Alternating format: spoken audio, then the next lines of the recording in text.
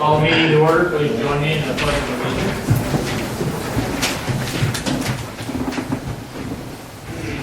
I pledge Allegiance to the flag of the United States of America and to the republic for which it stands, one nation, under God, indivisible, with liberty and justice for all.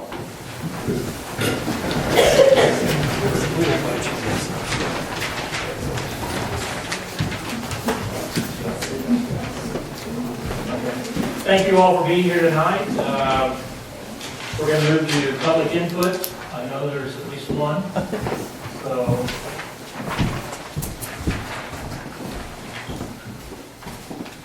if you would state your name for those watching us on TV. Good evening. My name is Andrew Smith. I live at 425 South 3rd Street.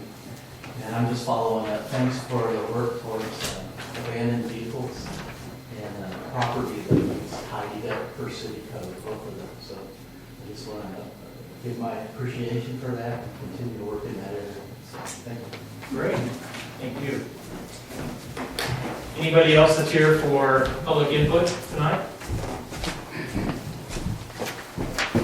Amendments to the agenda, council members. I will tell you there's an item G under new business for ambulance settlement.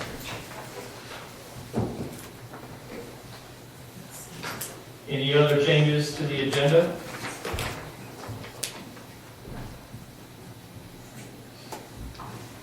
Hearing none, the agenda will stand as it is. Mayor's report. We are honored to have the Boy Scouts Troop 120 with us here tonight. I will ask a representative to step forward and give us some information.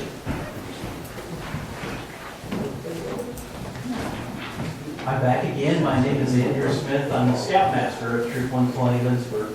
We meet at Bethany Lutheran Church Monday nights. Tonight is one of those nights of part of citizenship in the community. Is a merit badge that all of our guys are working towards. And Margaret said this would be a perfect time to come to a meeting and listen and see what city council does.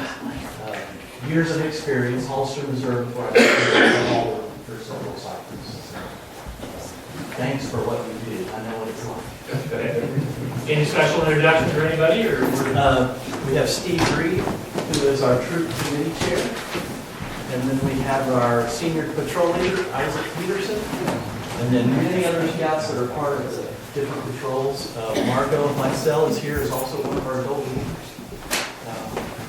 Thanks, guys, for being here. yes, thank you very much. The Boy Scouts are very important to our community and to the United States and across the world. And I believe a lot in Scouts, I was not there. I made it to Webelow. Webelow at some point. I don't even know if they have Webelows anymore, but that's as far as I got. I don't believe I had any friends that have continued on through the Boy Scouts. And we do appreciate you being here. I will open it up that if you do have questions and you're brave enough to hold up your hand at any point, we will try and answer those, and I'll try and explain things as we do go along tonight so that you do get a feel for what city government is all about. I really hope someday in your future, I'm a lifelong resident here, got involved in city council 20-some years ago now, and it's really been very meaningful to myself to be a part of the community and to give back in that area. So I hope that you will be part of the, become part of government and have your thoughts and your ideas brought forward. I know many of your scoutmasters and parent leaders and that do bring things forward for us, and we do appreciate that very much when those things happen. So thank you for being a part of our city council meeting this evening. Mayor, Yes, may I say something? you can if you introduce yourself and tell them who you are. Okay. I'm Jerry Sperling, and I am the city clerk for the city of Lindsborg. So basically, I'm the keeper of records. And that being said, some of you gave me your names tonight, so I can make sure it gets into the minutes. But those of you that I missed, come and see me before you leave so I can make sure I get your name in the minutes. Please. Thank you. Thank you very much. Sitting next to Jerry is our city attorney, and that's Bill Basinas. And Bill is here to make sure that legally, the things that we do talk about and keep us in line and represents as our council of record for the community and for the city of Lindsborg, and we appreciate his efforts. throughout that time. We'll take some time, maybe we'll go along and introduce the rest of the council members as we go forward. Right now, it's my honor also to announce the winners of the Light Up the Holidays lighting contest. Hey, good. Came right off the press, here it is today.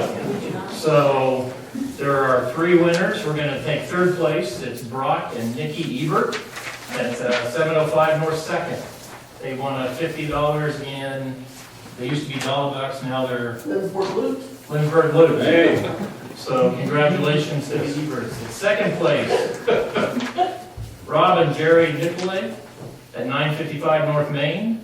They won $150 in Lindsborg Loop. And taking 1st place this year at 317 North 1st is Tori and Jessica Decker.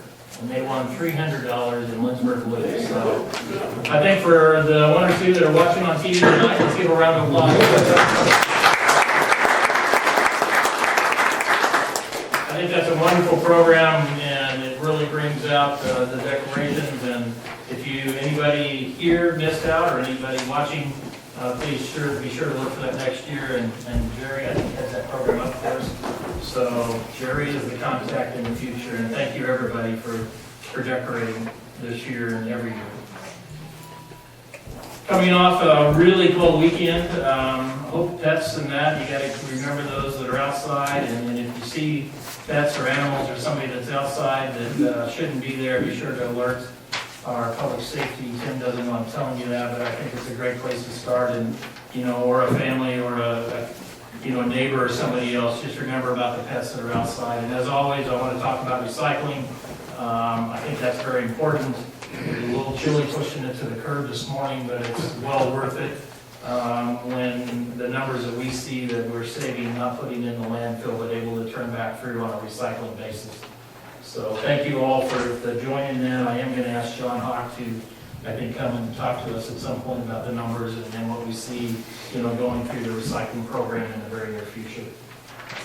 Last of all, I want to wish everybody a Merry Christmas from myself and from the city. It's a wonderful time of year, and please remember your neighbors and look out for them. And again, Merry Christmas to all from the city and from myself as mayor. Before we start into the agenda, we're going to take a couple of council members over here to my right to just have you introduce yourself to the Boy Scouts, and we'll go from there. We're going to start with you, Mark. Mark Friesen. I've been in Lindsborg for a couple of years now. Been on the council for a couple of months, so glad to be here and glad to be part of Lindsborg. Email Gallant, moved here probably about 10 years ago. I've been on the city council for about 4 years now. Great. Is that all right if we do that a long way? No, that's fine. You gave me that look of like, oh, we do it. I was just going to suggest that perhaps you describe the ward system so Okay. they know who's where. Lindsborg is divided into 4 wards. It's not just take the town and divide it directly. It's really divided by population, so that it jets along in different areas. But there are 4 wards. And Mark, you represent which ward? 2. Which is where? The south.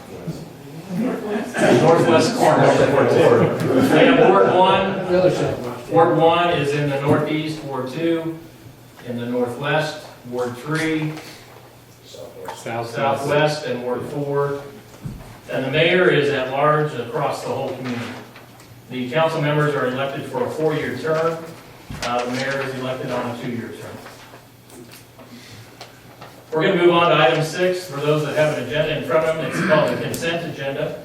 These are items that are approved each council meeting. A lot of them had to do with payroll and ordinances. Any council member at any time can pull something off the consent agenda. Otherwise, what I will do is ask for what's your desire for the consent agenda. Motion to approve. Second. It's been moved and seconded. Roll call, please. You want to explain why we do roll call? You know what, Jerry? I think it'd be great if you explain the roll call system, because sometimes I may not get it right. Normally, if we've got anything that we're spending money on, or if it's ordinances that will be put into our code book, which is basically the laws of Lindsborg, we always do a roll call vote just to make sure we know how everyone voted. pretty much cover it? You covered it. Okay. All right, so we'll start. Mark? Yes. Email? Yes. David? Yes. Corey? Yes. Rick? Yes. Blaine? Yes. Betty? Yes. Kelly? Yes, thank you. Motion carried. One other item on the consent agenda, there is no discussion. The opportunity to remove it and have discussion is there prior to the consent agenda being offered up. Item number 7 is appointments. As of today, I don't think we have any appointments here. This is normally an area where you'll see EMTs, fire department people, other different appointments throughout, our community volunteers and those that are there to help us in many of those areas are voted on and appointed and brought forward from public safety and other areas. Planning and zoning, Gary? No report. There's no report from planning and zoning. Old business, there is none. Before we go to new business, let's take another couple council members. Councilman Higby. David Higby, and I'm in District 1, along with Emo here. Together we rule the city. And the mayor also lives there. I'm Corey Peterson. I represent Ward 4, which is this part of the city. And you go south and east from here and a little bit to our north. And I just do what David tells me to do. One other item before we go in on the new business, you see there are 2 council members from each ward. So every 2 years there's the election of a new council member. So they are on a different rotation so that you have continuity of council members as we go forward. Let's move to new business at this time. Item A, resolution for abatement on Olson Street. Tim, as you rise to tell us about that, would you also give the public a quick assessment of what an abatement is? Normally, we find code violations for the city of Lindsborg that has to deal with abandoned vehicles, trash, junk, other items like that. We send letters to those people requesting that they clean it up. And over a period of time, if they don't take care of it, then we bring it to city council for an abatement, which basically means that we have the opportunity then to go onto the property and clean it up for them. You might tell them who you are, they probably admit. I'm sorry, it's Tim, for everyone to see. violation on a bicycle. I thought the code was giveaway.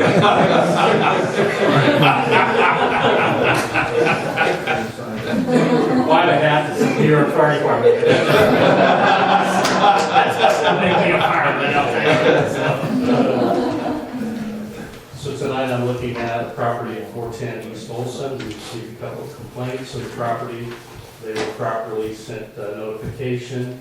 They asked for a couple of extensions, which were granted. And even with the extensions, the property still has not been taken care of. So I'm requesting that we be allowed to abate the property. Council, what is your desire? Motion to approve. Second. It's been moved and seconded. Any further discussion with Tim, police chief? And this is no effort at all has been made on behalf of whose papers were. Some of the vehicles were taken care of, but none of the trash and junk that were. Are we able to say something? As neighbors, are we able to say something? Is this a good time or what? Public input would have been a really great time to say something. I mean, are you seeing Well, I'm new to it. action? I understand. Are you feeling action is not going to be taken, or is there input that you? No, I wonder why the action was taken so long. Because she notified them back in 1st of September, Labor Day, and I did 1st of October. And I had given these people a year on themselves before I turned them in to take care of it. Well, the action was started by the police chief, as we talked about, that you have to give so much time, and then there's the legalities of protecting all community members, so many days. They did come and ask for an extension. Those were worked through. At this point, there's been no action against it. And with tonight's action, what police chief is telling us that, we can start the abatement process and removing of the property and getting that done. Tim, do you have any idea of how long that might take for the neighbors that are concerned? Well, normally on an abatement, the city council makes an abatement order. And they give anywhere from 15 to 30 days before I can actually take action. So once it's voted on tonight to abate, then I have to wait another 15 to 30 days before I can actually go onto the property. It's determined by what you write it. Well, it's determined by ordinance. I think it's Depending on like weed ordinance is 15 days or 7 days. General trash is 15, vehicles and larger items, you have to give them 30 days to remove. And that's defined within the city codes. And so this ordinance under consideration this evening, they have until, actually, if it's not taken care of by January 18th, then the city can go in and remove the items. There is another address too that's not on here. That's next to her. Would be 409 that we put in the file a complaint with East Olson. Right. Trash. Right, we have a case on that. Okay. So we are working through the process on 409 and 410. Additional discussion, council members?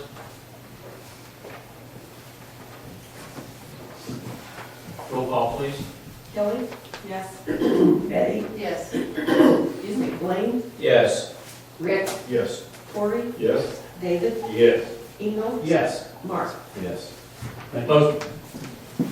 Motion carried. What happens at this point is the resolution has been approved and the police chief will step forward and enforce that upon the property of 410 East Olson for the abatement. Item B is fire department.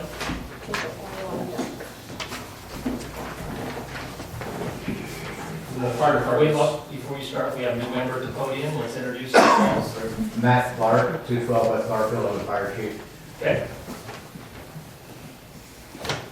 Whoever wants to cover this for us. So we're looking at purchasing 10 of the carbon fiber SCBA tanks. Do you want to tell them what an SCBA is? This is self-contained breathing apparatus, the air we take into fires from our Scott packs. We have air on our back so they don't breathe the gases in the fires.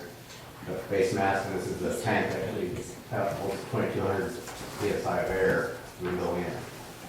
So we're limited on who we can get the tanks from, but Air and Fire have a reconditioned Scott tank that they list at $671 a tank, and MES for brand new tanks, they're $850 a tank. And so we're requesting a purchase of 10 tanks from Air and Fire Systems in the amount of $6,710. Council, what is your desire? I'll make the motion to purchase 10 new Scott Air bottles with reconditioning valves from Air and Fire Systems in the amount of $6,710. Second, what he said. It's been moved and seconded. Are there questions for Chief or Chief? I remember having a talk one time about this thing that pressurizes them with air. Do we still have an issue with that? Fairly sure. So we're still gonna have to deal with that. Yes, sir. It'll be on the agenda in the future. Okay. Chief, I know you said you were limited where you could get quotes. Price Fire in Salina not provide. They are MES dealer. Okay. What's stuff?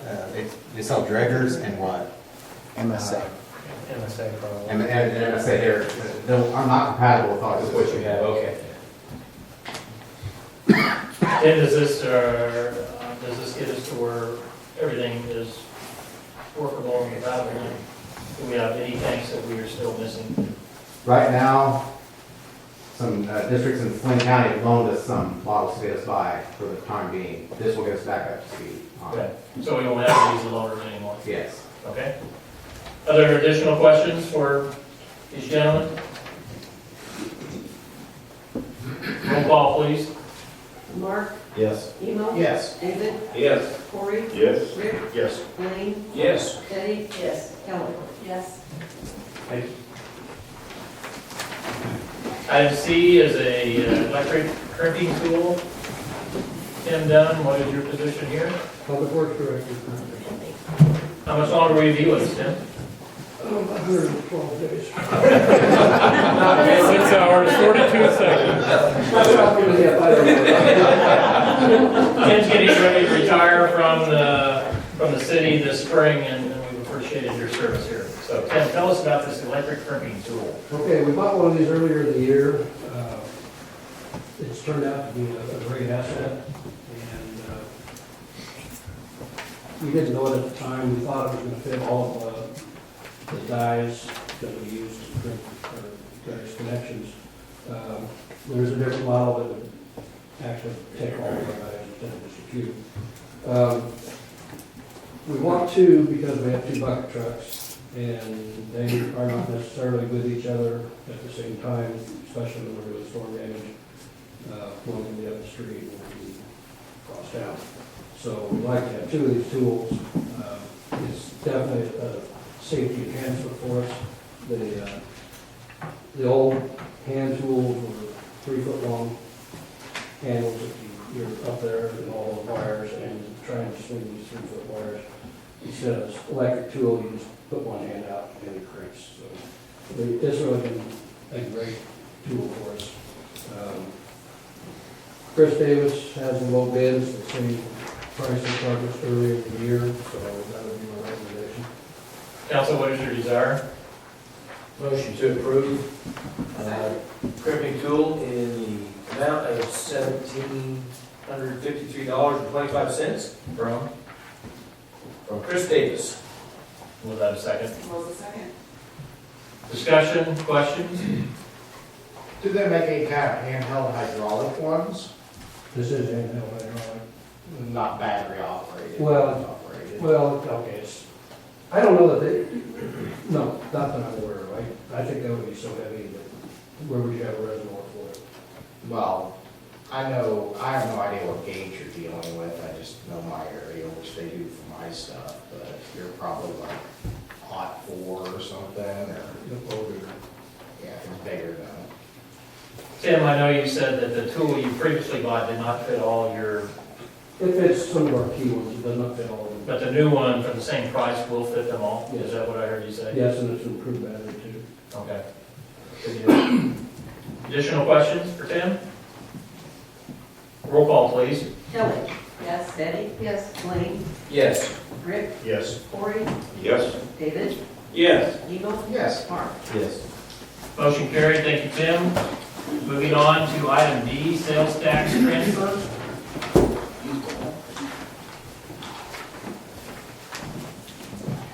Larry, introduce yourself, please. I'm Larry Lindgren, I'm the finance director for the city. This is where we can see. There is an attached document that outlines the amount of sales tax that's been received over the year. Every year I come and ask, sales tax is 2 different amounts. One amount of the half-cent sales tax is allocated to specific capital items. There is also another 1% sales tax, so we have a total of 1.5% sales tax for the city. And the 1% sales tax portion is designated for property tax relief, economic development, and infrastructure. So of the list, I show of the half-cent sales tax, I show the amounts of capital purchases we've had throughout the year. We do have budgeted $50,000 to be either transferred either to the Capital Improvement Reserve Fund or the Equipment Reserve Fund. Since this has been written up, I'd like to adjust this to go to the Equipment Reserve Fund because we have some need for some equipment in the coming year that money will be used for. So that is my first request. Larry, can we take this together, or do they need to be separate? Oh, I think you can take them together. Just in the proposed sales tax application that table, the last item, well, next to last item, which is capital improvement fund transfer for $50,000. If you would change that so that it would be equipment reserve fund transfer. On the documentation you have, everybody understands what we're talking about? All right, Larry, what's the second half of this? Okay, the second half of the 1% sales tax, economic development, the Sunstrom Conference Center historically has operated at a loss.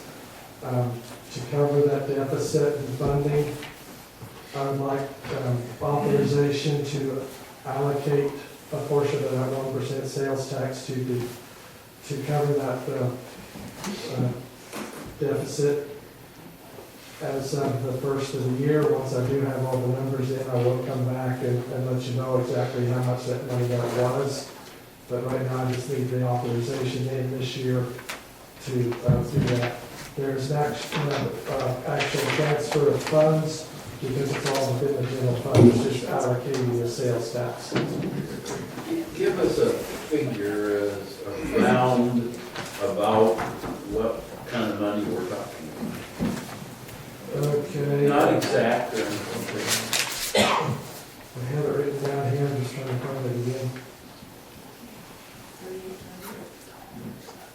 It's around $30-some thousand right now, so, Thank you.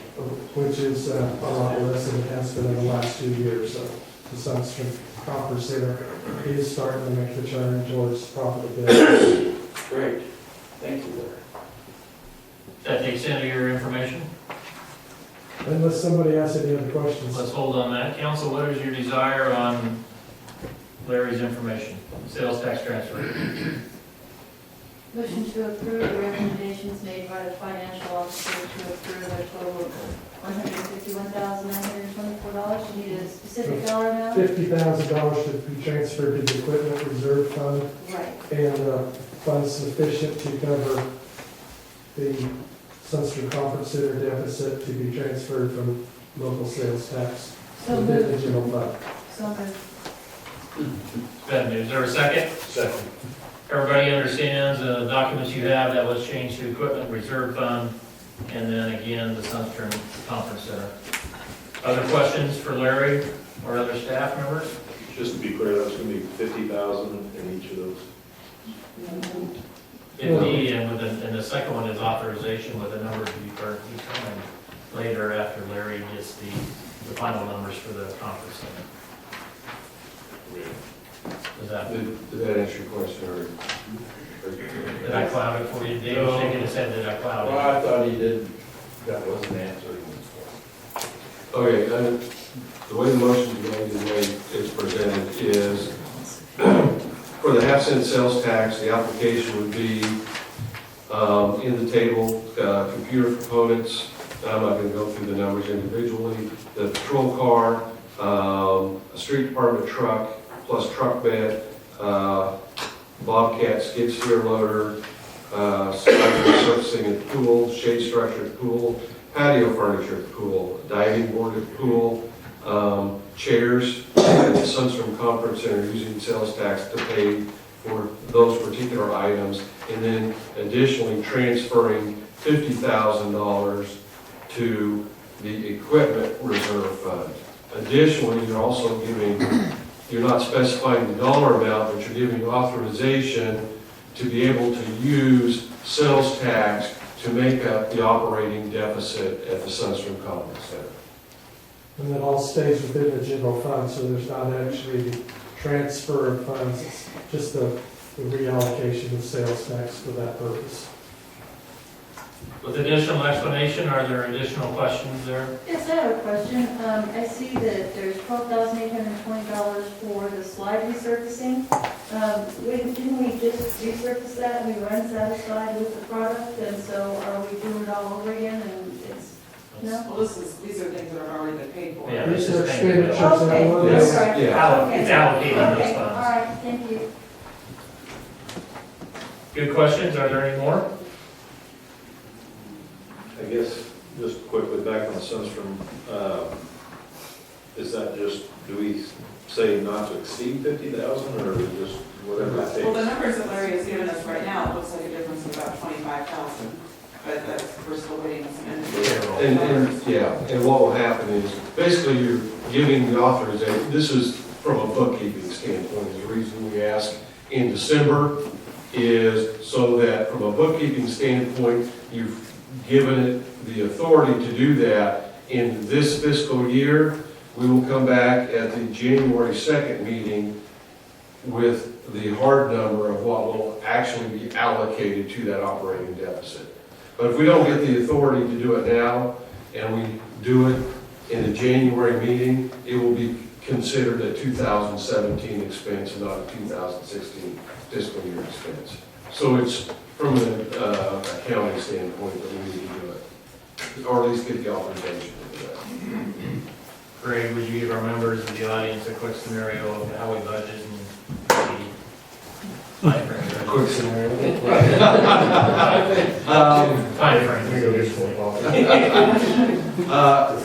The city of Lindsborg budget runs from January 1 through December 31 of each year. We actually start our budget process from a staff perspective, which I'm one of the staff members, and looking at those capital needs for the 5-year capital improvement budget. That begins in late February, early March. We will sit down with city council in late March, early April, start going through those capital budgets at that time. Additionally, look at the operations and maintenance of the expenses, start working those numbers. And the challenges there, we really don't have property tax values till about, July. From July 1. We have to have a proposed budget published in the local newspaper by about the 3rd week of July. And the budget has to be adopted by state statute no later than August 15th of each year. Look it up and Succinct, appreciate it. Any other questions? Roll call, please. Mark? Yes. Eno? Yes. David? Yes. Cory? Yes? Rick? Yes. Blaine? Yes. Betty? Yes. Ellen? Yes. Thank you, very much carried. Before going to the Surrey Malt Beverage, Councilman Martin, please introduce yourself. You just did. Where do you live? How long you been here? Who's your best friend?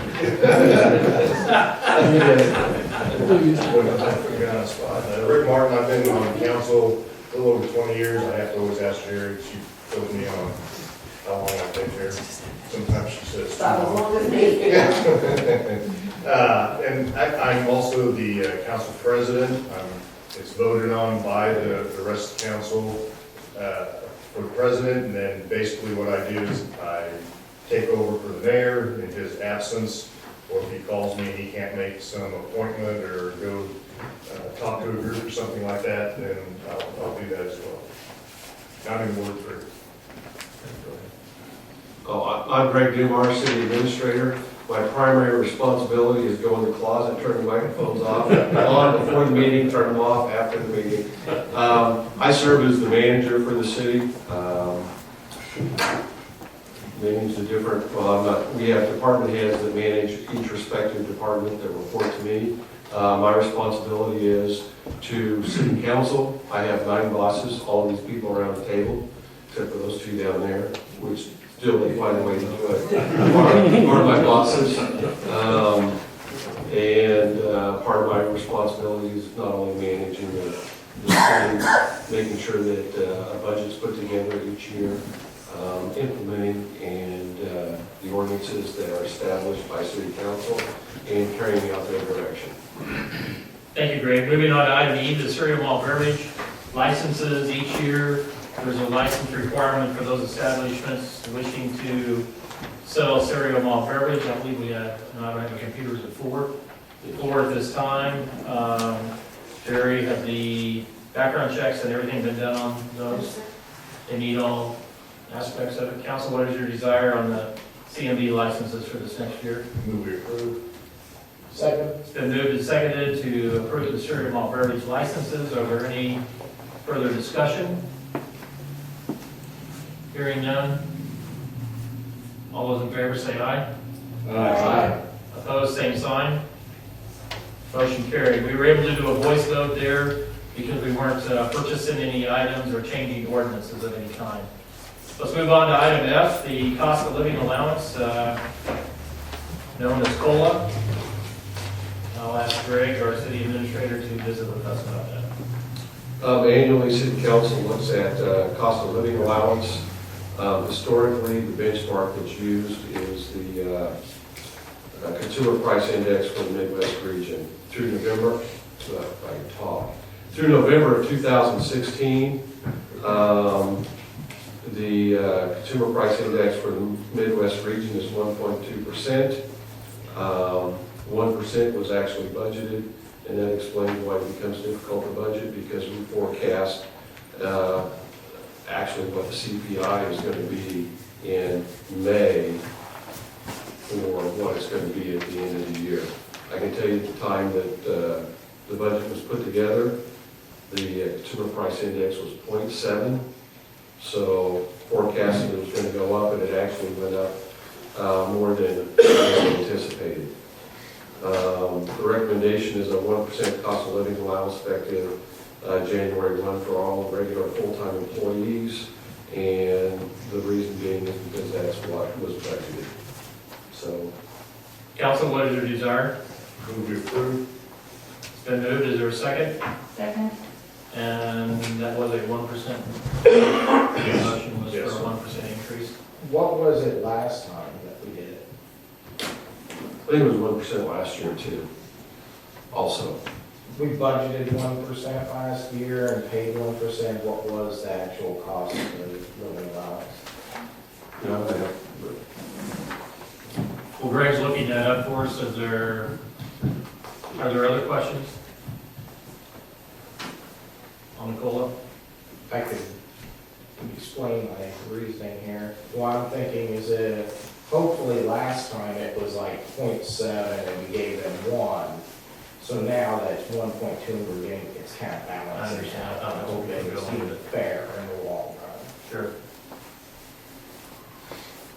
Bear with me here, when I find the right. Well, Greg's looking that up. Let's go ahead with our last three council members. Please introduce yourselves for the group. Blaine Hebel, I am in Ward 3. I was a scout too, so I'm glad to see you all here. One of the few merit badges that I did not get that kept me from getting to Eagle Scout was the government merit badge. Well, you made it past people. Yes, I made it past the people and I was a live scout. So I'm glad to see you all here. My name's Betty Nelson. I represent Ward 2. I've been on city council for somewhere between 15 and 18 years. And I like what I do. My name is Kelly Menke. This is my first term, so I'm going into or serving in my 4th year, and I serve Ward 4.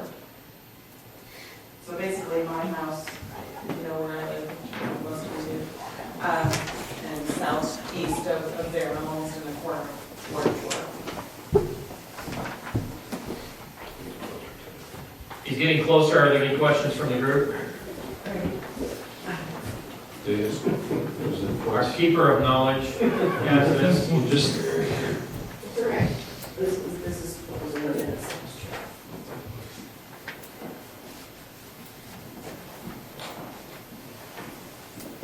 Okay. Actually, the CPI to November of last year was a negative 0.2%. 1% was budgeted and 1% was approved. Awesome. I think that answered your question. Awesome. Great. Other questions on the COLA? Hearing none, roll call, please. Let's see here. Kelly? Yes. Betty? Yes. Blaine? Yes. Rick? Yes. Gary? Yes. David? Yes. Eno? Yes. Mark? Yes. Motion carried. The only time the mayor gets to vote if there is a tie. So I think since being mayor 3 years, I've voted 3 times. So let's move to item G, which was an addition to the agenda that was printed, is the ambulance settlement. And I'll call upon Greg to give us information on that. On August 21st, 2016, one of the ambulances was involved in a traffic accident in Salida. It was a 2002 Ford Medtech ambulance. Our insurance carrier, EMC Mutual, has offered a settlement, a gross settlement offer of $22,850. We have a $500 deductible, so the net settlement is $22,350. The checks we've done on the value of the ambulance have been $23,000, $24,000. So it's in the ballpark of what the ambulance is worth. And so the question is, do you want to take that as the insurance proceeds on the ambulance? But the replacement of it would be what, as estimated? Around $170,000. And this money, were we budgeting it for this next week? No, we were not. Yeah, so That's part of the reason we asked to have that $50,000 not go into the capital improvement reserve, but go into the capital equipment reserve to help offset that. So we'll only be $100,000 short. and we don't, I don't know just what I'm talking about, how realistic that is, but we wouldn't spend this amount of money to refurbish the ambulance that sits in the park over there. No, I think we're gonna have a hard time getting recertified too after the accident. We already have a striker caught that we've been notified that they will not certify again. What was it? How old was that, Chief? 3 years or not the age of the. But They don't certify anything over 5 miles per hour. and the insurance we have is actual cash value. It's not replacement value on vehicles.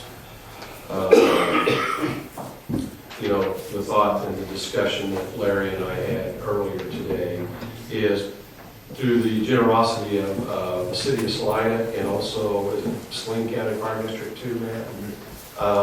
They have an ambulance that we have been using as a loaner. Basically, our costs on that loaner are maintenance and insuring it while we have it in use. We cannot use that in perpetuity because it doesn't belong to Saline County Fire District number 2. In the discussions that Larry and I had was one, moving that $50,000 and requesting it to go to capital equipment reserve instead of the other fund.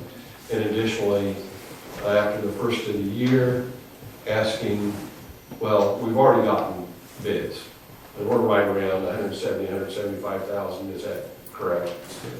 Is then making that request to reallocate a certain dollar amount of 2017 sales tax dollars towards purchase of that ambulance. Good. What about the cot? Is The it- striker yeah, cot? that's Is what- that? Is that above and beyond the 22 or whatever? Oh, yeah, it is. It's above and beyond, so they did replace that dollars. Not for dollar, But no. it's, they But give we you got, that it was value. 10,000, not 99, 9,000 some. 9,000 something that we received on that. And our insurance company is who is offering up this worksheet, is that right? Yes. So, but there was no fault on our driver or our equipment, so is there any compensation that comes from anywhere else? Well, they're subrogating the claim. In other words, they're gonna go ahead and pay us so that we can get moving on the purchase of a new ambulance. And in fact, the other insurance company of the driver of the other vehicle has admitted that we have no fault in the accident. They're still working on the settlement piece of that. So in other words, if they were able to settle for more than what we've been offered, we would get the difference. But we will not get any less than what we have. What other option do we have other than to accept the settlement offer? We can go back and try to fight for another $500 to $1,000.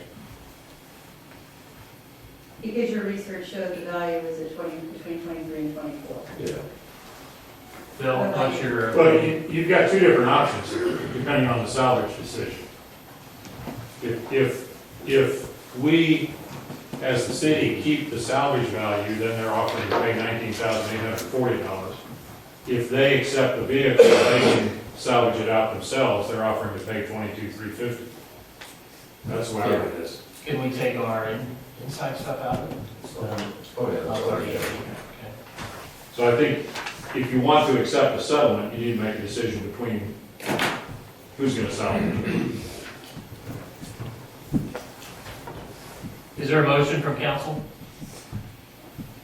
I guess I would need some more information based on what legal counsel just offered, and that's whether or not we want to salvage it or let somebody else salvage it, and what is the recommendation from. How about this, take a stab at it, and then we can modify it after the fact. We have to have a motion then. Yeah. Yeah, I'll make a motion to accept the net settlement offer of $22,350 from the EMC. For a second? Second. Now I'll ask you a question of legal counsel. I guess I would like a recommendation on whether, on what staff's opinion is on whether we want to salvage it or let someone else salvage it. I have no idea what the values are, it's just a question of what the salvage value is. I don't have any problem with them salvaging the vehicle. That way they become responsible for it and getting it off of my property. The vehicle, from my understanding, more than likely needs an engine. An engine for that vehicle, for a running complete, is about $10,000 on cost. And then you still got to have it recertified. It's pretty much worthless to us, in my opinion. What I'm hearing around the room then, that the motion is the correct motion, about them salvage it, and we take the proceeds. Greg's outlined a good plan for us of how we expect to go forward to get involved in a new ambulance and return the loaner that we've appreciated definitely along the way. So, Matt, is there anything you want to add to that, or are you comfortable with all that discussion? Yeah. Okay. Additional questions for any member of staff? Roll call, please. Mark? Yes. Emil? Yes. David? Yes. Corey? Yes. Rick? Yes. Blaine? Yes. Betty? Yes. Alex? Yes. Motion carried. Item 11 is executive session. Bill, would you give the group a quick scenario on what executive session amounts to? Yeah, an executive session allows the council to go in and discuss privately rather than in a public setting, but it's limited to very certain topics. Acquisition of real estate, talking about personnel, are you going to hire or fire somebody? There's about 4 or 5 different things in the statutes that allow an executive session to occur. No binding action can take place in an executive session, but the council can discuss things privately. And then if they wish to take some action, they have to come back out in an open meeting, make a motion, and approve something just as they've been doing all evening. When they go into an executive session, it is for a particular length of time. So somebody's going to make a motion here soon that we go into executive session for 15 minutes and we return at 7:35 or whatever number they think is appropriate to discuss. And in this particular case, the topic is non-elected personnel. So they're going to be talking about some employee or future employee of the city, whether to hire, fire, discipline, command, whatever the case might be. Can be any type of discussion regarding one of the current or future employees of the city. With that, I think we will be getting the motion here shortly. I will tell you that we will not return for sure until the end of the, whatever time that is brought up in the motion. You'll notice the rest of the items are department head reports, recreation, community development, administration and finance. Item 13 is other, where any member of council has an opportunity to put forward conversation or ideas that they wish to have for possible future study sessions, which we do on a regular basis prior to this council meeting, and then we have adjournment. Not sure if everybody's gonna hold out for the next 15 minutes. We could, the possibility is, if we're not done talking, we do come back out, and we could go another motion and go right back in. So you're welcome to stay, and that, but if you do move on, we do appreciate you being here this evening. I hope it's been informative for you from a city government point of view, is there a motion from the floor? Mr. Mayor, I move to go into executive session for 15 minutes to discuss matters related to non-elected personnel and to include the city attorney, chief of police, and city administrator, and to return to regular sessions at 7:36. 7:37. Thank you. You've heard the motion, is there a second? Second. All those in favor say aye. Aye. Opposed, same sign. We will be back at 7:37. Again, thank you for being here. Thank you.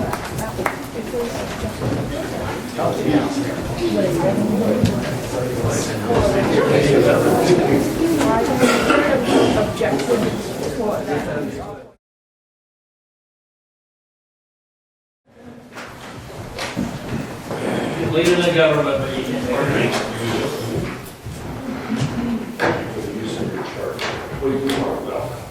Hope we didn't discourage you. Extra credit. So you know that. Moving on to item 12, department reports. Let's start with recreation. So tonight I have an update on golf course, and it's mostly just rounds and member stats, and it's covers the whole year. And I know how much you guys like listening to the stats and numbers you read off all the time, so I'm going to spare you guys a little bit. I have a handout for everybody tonight. You can pass it around.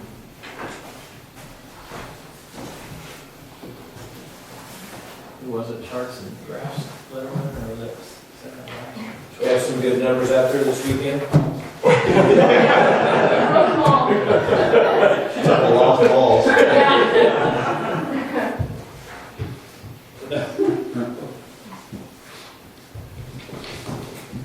Thank you.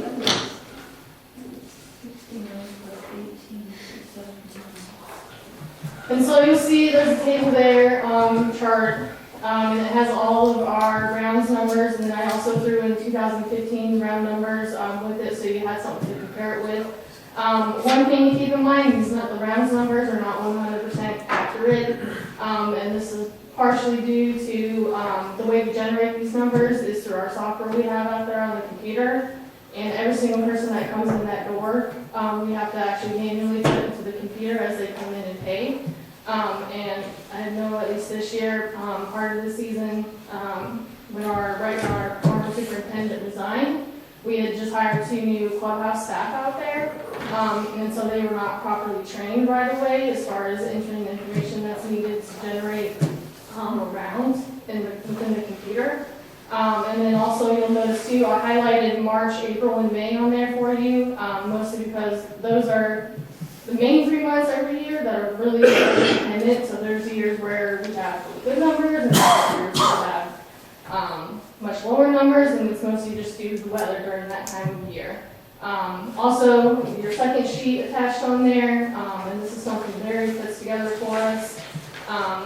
That gives you just a breakdown of revenues, expenditures, and income versus loss on there. And one thing to note on there is you'll notice probably pretty quick that our revenues on there won't always match up with what is shown for rounds. And we had a lot of months this year, like February, I think it was September, October, November, where we were extremely high on revenues. But when you look back on the chart where it shows the rounds numbers, it doesn't necessarily reflect that. And then also for members, between the end of the season in 2015, and then right before we started the main peak season in 2016. We had 77 members, but in between that time, we had 8 who didn't renew. However, on the flip side, we did get 18 new members this year, which brought us up to a total of 79 members, which was about 2 more than in 2015. So that's kind of the quick breakdown. You also see, we don't have many stats in January and December. That's typically because it's too cold out and we stay closed. We were kind of able to be open a little bit in January 2015, it looks like, but generally we're closed during those months. Any questions? Anything you're noticing? Kate, is the number of members, help me out there, 69 plus 18 new ones, should that be 87? Well, it was because that 69, what it was is we had 77 members last year. Lost and then 8. we lost 8, but then after we lost 8, we got 18 more, so that brought us to 79. So really bad words. Yeah. Fourth grade. Yeah. Mhm. Do we have rounds played for members? Yes, what their staff is supposed to do is that notebook that those of you that go out there, that members sign into, they look at that, they take the information on there, the member's name, and then they're able to look it up in our computer system and find them and then able to lock them in that they've come in. So these are paid rounds? Or Mhm. so these do not include the members? Correct. Which number is paid rounds? Okay.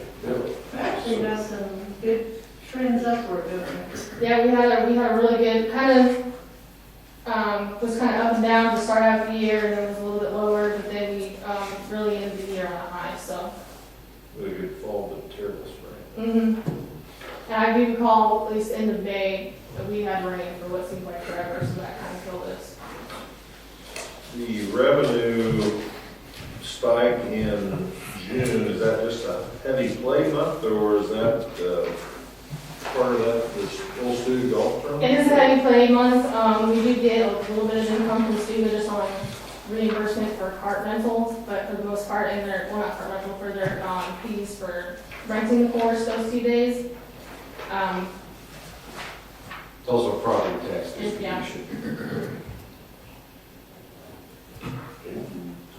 It's not just rounds played, right? Correct. Or beer revenue. Then on the flip side, on the September is a heavy expenditure month, and that is, September, and I don't know it right off the top of my head. I know within that month, that's when we do one of our green timing and also aeration on the greens. So there's those expenses, chemical expenses. That's also when the bond payment is made in September. that's what I was waiting for. I figured it'd be something like that next. Okay. But, yeah, iteration, same way.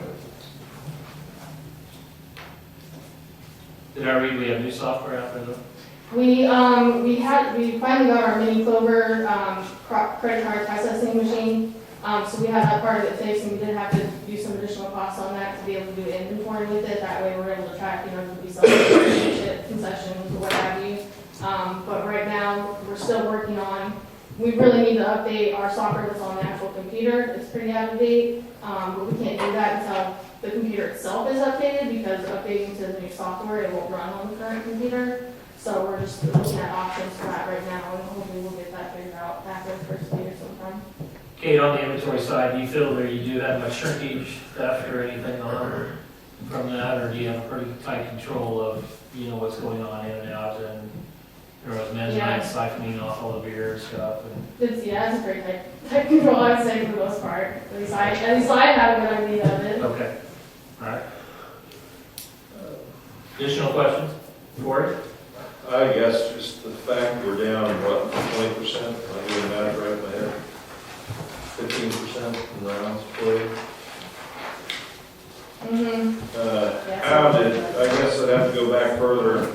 I know you've given it to us previously, but how does 2015 compare to the trend being down fairly significantly this year in rounds played, I guess? Concerns me, but was 2015 a better year? I don't recall.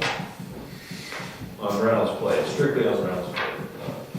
Yeah, I mean, on paper with rounds played, and especially having to go off these numbers, I mean, I can tell you right now, especially earlier in the year, a lot of these numbers you're seeing here are probably higher, just because we didn't have everyone inputted in there with our staff issues that came up.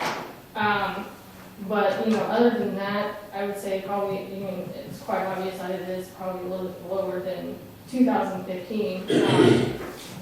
But with golf, you know, it's so sporadic. You know, 1 minute you're doing really good, and the next minute you're complete opposite of that, and it's just hard with the way the industry is these days, trying to keep up with that. Do we have the internet? It just does seem like there's some systems failures out there a lot. Yeah, I think we finally got the internet issue all figured out. Now the main thing is just getting a computer all fixed up and ready to go. Because I think these numbers are hard to. And I think that was part of it too, was just the internet computer issues. And do you know what kind of memberships they're on, or they're family, or are they mostly individual? Most of ours are the single individual, and I think there's a handful of family, and maybe 1 or 2 students. Because there was the member plus one. And once we introduced that, there was quite a few that got really interested in doing that as well. But the timing when we introduced that, along with sending out the renewal forms for everybody each year, didn't respond to each other. So there was a lot of people that had already, you know, reviewed their membership and didn't have the opportunity to take advantage of that this year. Okay, my next question is gonna be for you, or probably Chris even, you know, because I know Chris has been out there a lot on the maintenance side of that. From an equipment point of view, where do you think we stand today, and what are the big things that would have to happen into next year or whatever? We do a really good job of maintaining the equipment we do have. I know one thing that was expressed to me, and I don't know if you can piggyback on this, Chris, at all, but we have a tractor out there, and I know for the most part, it just sits on the side because we've never been able to really figure out how to get it running again. And it was never in the budget expense-wise to get a new one. I couldn't quite hear you talk about the tractor. The tractor, that really tracking the tractor that sits out there. The green one, the John Deere? Yeah. Yeah, we've got the John Deere running. We had some hydraulic leaks, took care of those. Had a few tires that were bad, took care of those. He's been using the tractor for a couple months now, so we've got that taken care of. So Danny's been spending a lot of time doing maintenance on some of the other equipment, and he's got everything running really well right now. So I think from that standpoint, things are looking really good. So. Okay. All right. Thanks, Chris. You go ahead and ask all the questions you like. Yeah. All right, thank you, Mr. I guess looking forward, maybe this would be another question, but how are we getting along without a superintendent? I think it's been going pretty good. When we had a superintendent in play, they, part of their huge responsibility was just overseeing the clubhouse. And since I just had to take over that myself, just me being in that role has helped significantly with things there and working with the staff in the clubhouse. Our partnership with Greg from the First Country Club taking care of the greens, I mean, they looked phenomenal this summer, and he's done a great job with that. And then just Danny, he's been a workhorse the whole summer, and he's been great. And Chris's help has been an additional asset as well. So I think at this point, we really just want to get, for this upcoming season, get someone in there that can do the equivalent work to what Danny's doing and know everything that he's doing. That way we're just covered for whatever he chooses to be done, or, you know, if something happens to him, we need to have our bases covered. That's kind of what we're looking at doing. The arrangement with the person superintendent, we agreed to that again for next year, or has he agreed to that? He's agreed to that, yes. That's really. Question for me? Appreciate this report here on paper that we can prove. Thank you. Thank you very much. Community development.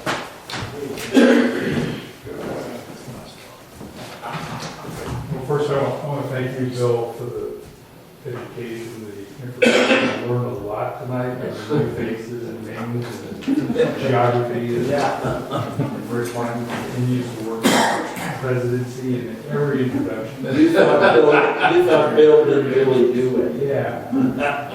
I'm going to give you a brief here to review on housing, and I'm going to cut it Harry, were you a down. Boy Scout? I was a weagle. You're a Weeble too. I might have been a tenderfoot, but Vic Lindholm. All right, sorry to interrupt.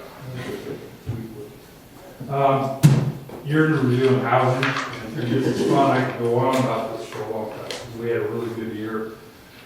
We look at three primary valuations or things, numbers, and Kate gave you a lot of numbers. I'm going to try to talk about them, not so much just recite numbers. Permits, sales, real estate sales, and property values are the three things we look at. First, permits, which is kind of a leading indicator because these are the new houses that are being constructed. You know, there's a future sale involved on the new house, and then of course you're adding to the property value of the community when you build a house. And we built or started 11 units in 2016, which is the most in a long, long time.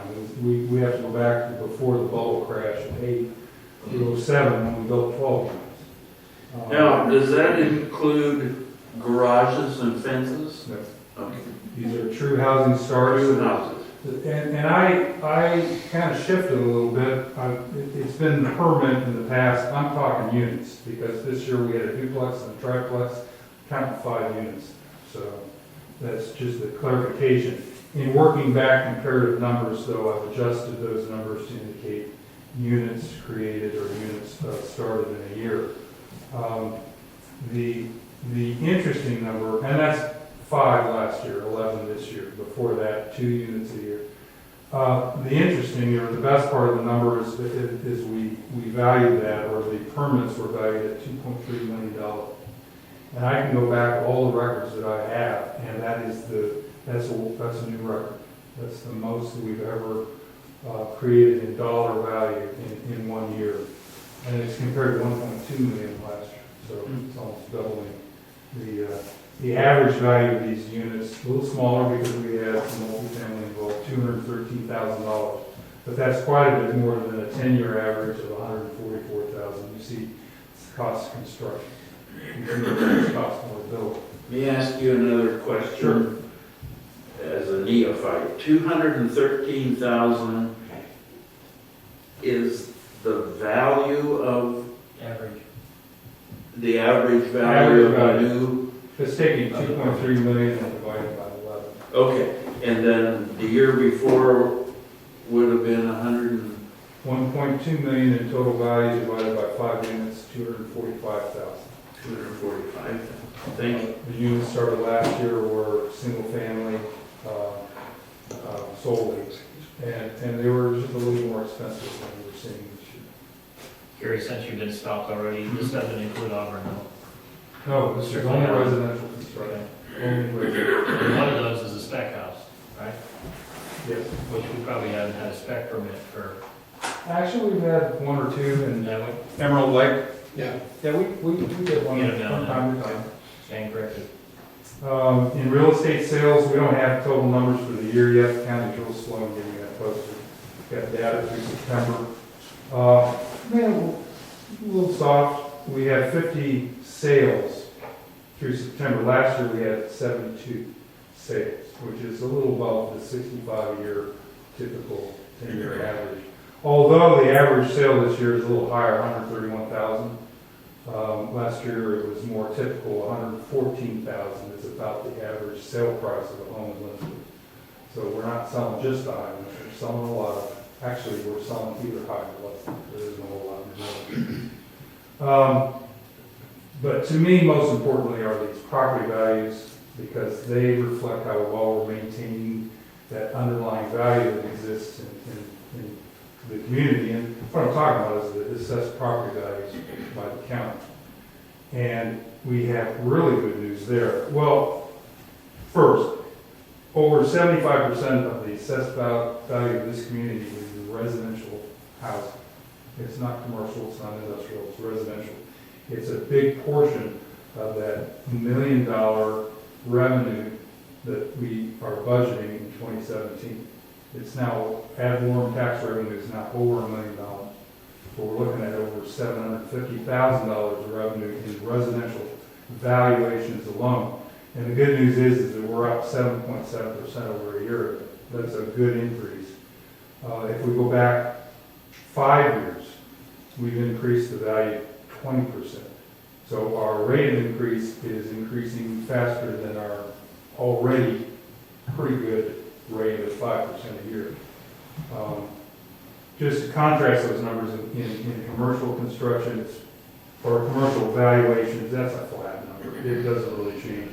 17.4 million in 2016. That's up from 16.8 million 5 years ago. So we don't see much growth in commercial valuation. It's in residential. Gary, do you think that valuation's accurate? I know there's a trend, counties were valuing property quite a bit higher for the real market value. Is this, these numbers? That's a whole other topic. I think if we're comparing the data that we have today to 5 years ago, I think they're consistently valuing these homes. Whether overall it's high or low, we're high. Lindsborg actually, we have the highest home median value in the county. We're higher than the person. We have the highest median family income in the county. We have different issues in Lindsborg. We're special, as the county likes to say. We're special. I was at a meeting with the county a couple weeks ago. The focus was on housing, and we were done as thinking that we're special. But we have different concerns. We have a strong demand for market-based housing that McPherson, Mountain Ridge really doesn't have what we have here. They have real concerns to fulfill workforce housing, and we don't really have that kind of concern. You know, they built a lot of rental units in the last 2 years.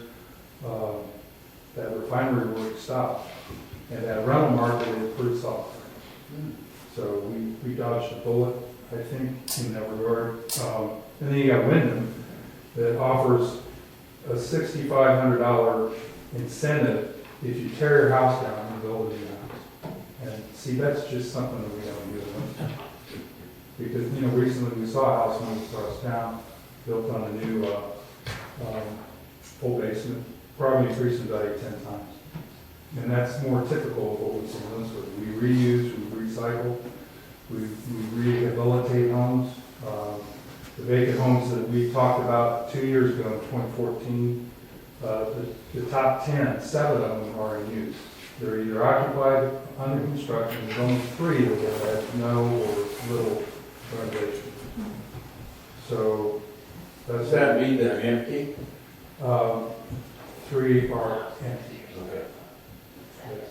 Well, actually, one is has been rehabilitated. It's waiting for a tenant. But 7 out of 10 are not bad. Yeah. I'm going to stop there. There's more to talk about and we'll do in the future, but we're looking good. Real happy. Can I ask another question? Sure. I gave him 5 minutes this time. Oh, you did? The place out there by Dick Patrick's farm, the guy planted the trees and that's the right of way. What's happening with that? Nothing? Owner's been notified that the trees are in what amounts to right of way, but see, we allow tree planting in right of way. We have ordinance in the code 34, I think, section 34, I'm not sure. Somewhere around there. Yeah.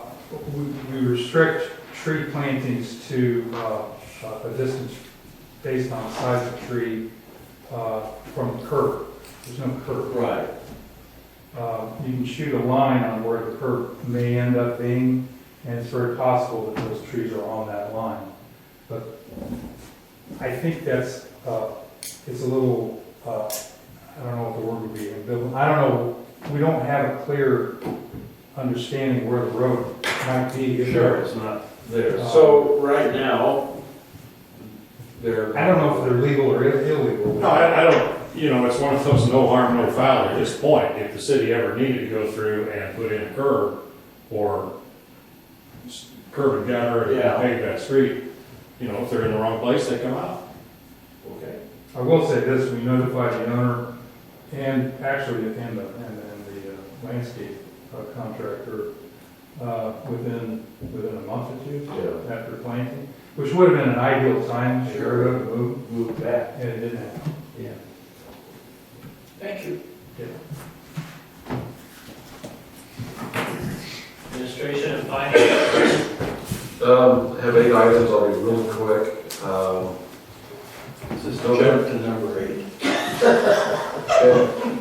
Merry Christmas.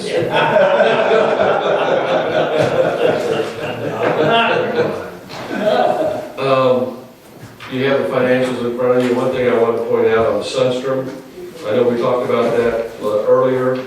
I can tell you the revenue's up about 23% over last year. Expenses are down through November. Well, compared to last year, about 5%. They'll probably end up roughly the same.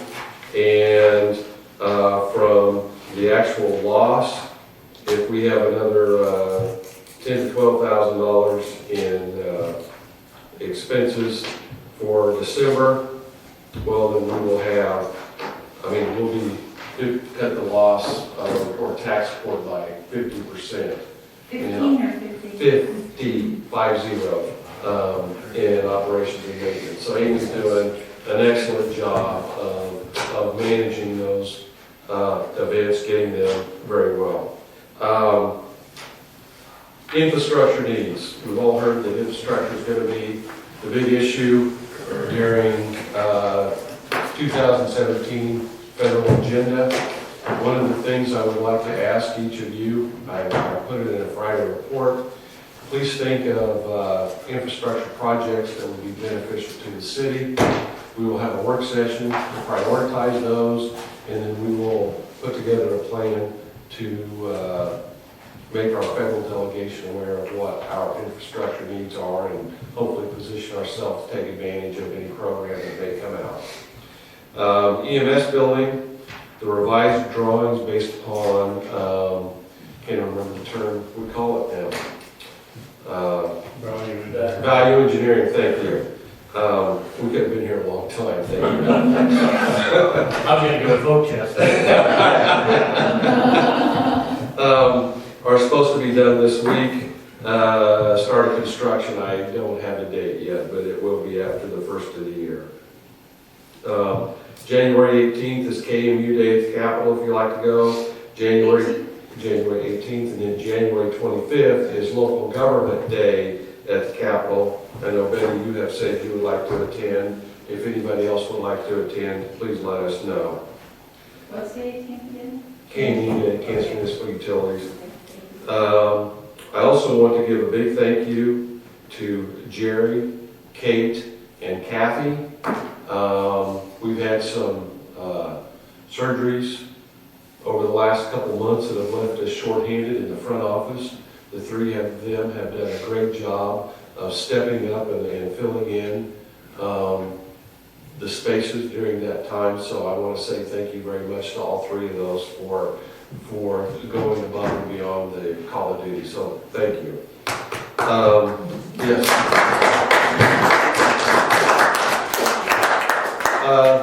Lastly, we're on number 8. Merry Christmas, travel safe, and then after we adjourn the meeting and before you leave, have something we'd like to give you, each of you, on behalf of the city, in appreciation for your commitment and dedication to serving the community. Thank you. Thank you, Gary. All right. 13 others for, Boston, yeah, that was really nice. well, that should be another. Tell us about it. I just wanted to commend the CDB and their work in developing the new brochure city directory. It's beautiful. Thank you. All right. Thank you. Others? Council members? Move to adjourn. Good move. Is there a second? All those in favor say aye. Aye. Opposed, same sign.